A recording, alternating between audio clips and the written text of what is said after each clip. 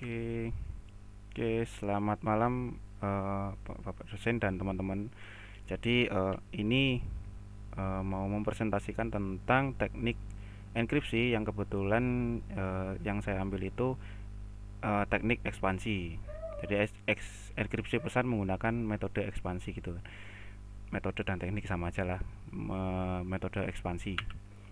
Oke, yang pertama itu kita ke penjelasan enkripsi dulu. Enkripsi itu singkatnya, jadi enkripsi adalah proses di mana pesan asli plain text, jadi teks murni tidak ada apa-apa ya, jadi teks asli teks menjadi pesan tersembunyi agar tidak dapat dibaca oleh orang yang tidak berhak. Jadi pesan itu kasarnya seperti diacak gitu ya, disandi, ada sandinya, terus tidak bisa dibaca oleh sembarang orang. Misalkan kita ngirim pesan gitu. Jadi pesannya nggak semua orang bisa baca, jadi ada orang tertentu yang bisa membaca atau orang yang dituju itu yang bisa membaca pesan tersebut. Terus pesan yang sudah dienkripsi atau sudah terenkripsi dapat disebut dengan ciphertext. Jadi pesan yang tadi ya yang sudah dienkripsi atau sudah disandi itu bisa disebut dengan ciphertext. Cipher itu sebutan dari cryptographic algorithm yang merupakan persamaan matematik untuk proses enkripsi dan dekripsi pesan. Jadi cryptographic ini sebutannya cipher ya, ciphertext tadi. Nah, ciphernya ini adalah sebutan dari cryptographic algorithm ya untuk proses. Jadi prosesnya itu menggunakan persamaan matematik ya, persamaan matematik untuk proses enkripsi, menyandi itu sandi, membuat sandi, jadi tulisan itu menjadi kunci atau sandi, dan dekripsi pesan. Nah, dekripsinya itu menerjemahkan pesan yang sudah disandi tersebut gitu.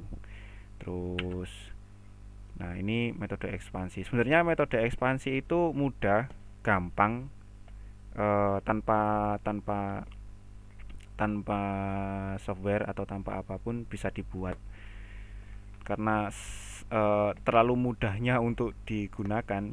Nah, jadi ini metode sederhana untuk mengacak pesan dengan memelarkan pesan tetapi dengan sebuah aturan. Jadi misalkan kita ngetik pesan banyak.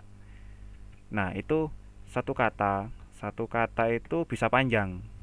Tidak ya, sama kata-katanya itu hampir sama dengan kata aslinya, cuman agak panjang, ada beberapa yang ditambah. Nah, aturannya itu yang pertama adalah meletakkan huruf konsonan atau bilangan ganjil dari awal kata. Jadi misalkan kata belajar. Nah, yang diambil bilangan atau hurufnya itu B. Jadi awal huruf, awal kata B. B-nya yang diambil dari satu kata ke akhir kata dan menambahkan an pada akhir kata. Nah, jadi B-nya itu tadi dipindah ke belakang terus ditambahi akhiran an. Belajar. Nah, B itu dipindah ke belakang terus ditambahi an pada akhir kata. Itu. Jadi akhirnya B itu ya. B setelah B itu ada A, AN. Jika suatu kata dimulai dengan huruf vokal atau bilangan genap, maka ditambah akhiran i. Huruf vokal itu A I U E O, ya kan? A I U E O. Nah, terus bilangan genap itu 1, 2, 4, 6, 8 dan seterusnya, kan genap. Itu ditambah akhiran i. Itu. Nah, ini ada percobaan atau contoh. Nah, cara kerja contoh atau cara kerja metode ekspansi itu simple banget ya, seperti ini. Ada inputan atau plain textnya itu 6 belajar bersama. Ya, 6 itu tadi masuk bilangan genap kan. Nah, maka ditambah akhiran i lalu spasi belajar. Nah, ini yang tadi disebutkan di aturan pertama untuk meletakkan huruf konsonan atau bilangan ganjil awal dari satu kata ke akhir kata, yaitu ini. Belajar, B-nya itu B ini B sebentar. B ini dipindah ke belakang seperti ini. Nah, spasi B-nya kan hilang. Jadi ini yang bawahnya ini hasilnya dari enkripsi, B-nya itu pindah ke belakang. B ini pindah ke belakang, terus ditambah akhiran AN jadi elajarban gitu. Akhirannya unik ya, ban gitu. Lalu B lagi bersama, B-nya ini juga pindah ke belakang, ke akhiran kata A, jadi pindah ke sebelahnya A, terus ditambahi AN, jadi juga sama ban. Mau T itu juga, misalkan T kan karena tidak masuk ke vokal ya, huruf vokal A I U E O, kecuali kalau ini A ya di sini. Bentar. Aturannya itu jika suatu kata dimulai huruf vokal atau bilangan genap maka ditambah akhiran I. Nah, misalkan ini hurufnya A gitu, B ini A. Nah, A-nya itu pindah ke belakang ditambahi I gitu, AI. Terus misalkan ini juga misalkan A I U E O kita pakai E gitu kan, B nya ini kita ganti E nya pindah ke belakang jadi ada I nya juga, E gitu. Jadi inputannya ini plain text nya itu ya ini ya, belajar bersama. Terus ciphertext-nya jadi ini ya, ini 6 itu kan angka genap ya kan, ada I nya. Terus huruf di depan ini juga berlaku sih sebenarnya, kalau ini angka 5 atau 3 gitu juga belakangnya AN. Jadi ini misalkan ini 5 ya, 5 terus ini AN gitu, spasi baru katanya itu. Jadi seperti itu. Mudah kan? Mudah banget sih sebenarnya. Simple, nggak rumit karena hanya menentukan dari ini dua aturan ini aja. Jadi aturan pertama yang meletakkan huruf konsonan di bagian belakang, jadi awal-awal dari suatu kata dipindah ke akhir kata gitu. Terus ditambahi akhiran AN untuk bilangan ganjil, terus bilangan genapnya dikasih I. Nah, jika suatu kata dimulai huruf vokal, juga huruf vokal ya, huruf vokal itu A I U E O tadi, A I U E O huruf vokal itu ditambahkan akhiran I. Tuh.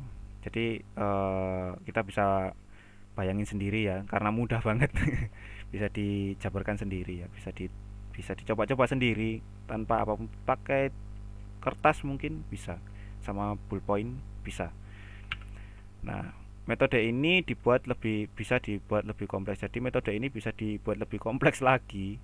Terus kadang juga digabungkan dengan metode lain ekspansi, karena metode ini sangat sederhana dan hasil enkripsinya itu masih bisa dibaca ya. Seperti ini kan masih bisa dibaca gitu.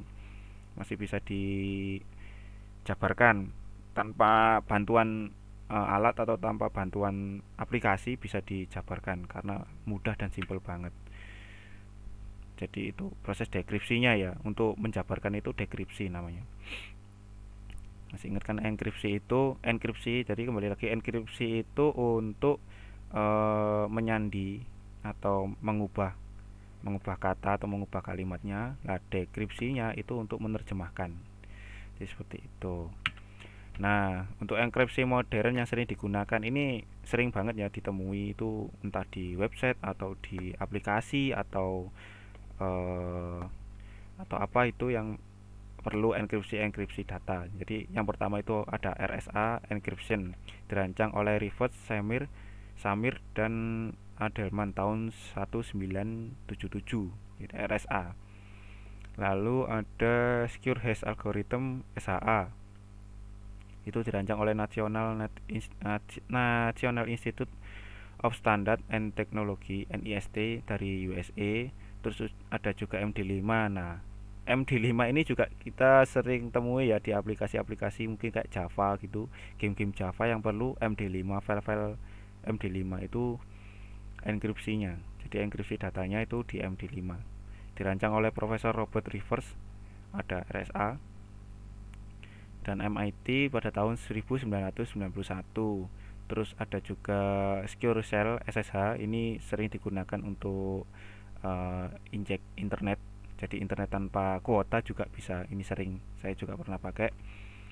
Terus ada secure socket layer SSL. Nah, ini SSL ini sering ditemui itu di website ya, website yang perlu keamanan di bagian bagian sistem. Jadi kayak e-commerce lah, kayak toko-toko online gitu, website toko online. Jadi dia perlu SSL untuk ini, untuk mengamankan sistemnya.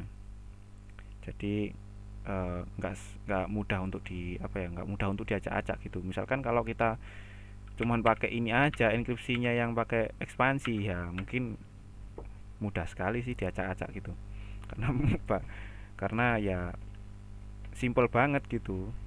Nah, sekian dari presentasi saya, semoga bermanfaat. Terima kasih.